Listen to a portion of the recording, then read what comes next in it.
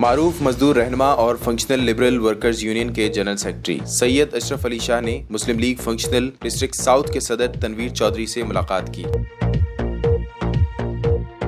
ملاقات میں 20 دسمبر کو سندھ بلڈنگ کنٹرول اتھارٹی میں ہونے والے انتخابات اور اس سلسلے میں سندھ بھر کے بڑے شہروں میں ہنگامی دوروں کا پلان تیار کیا گیا۔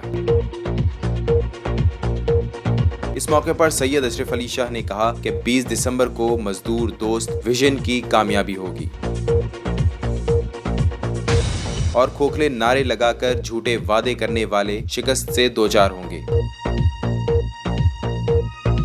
ایس بی سی اے کے تمام ملازمین پھول پر مہر لگا کر فنکشنل لبرل ورکرز یونین کو کامیاب بنائیں۔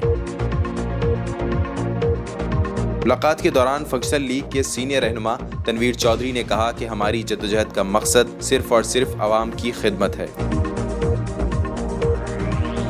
سید اشرف علی شاہ کی مزدوروں کے لیے خدمات قابل تحسین ہیں اور کامیابی بھی فنکشنل لبرل ورکرز یونین کی ہوگی۔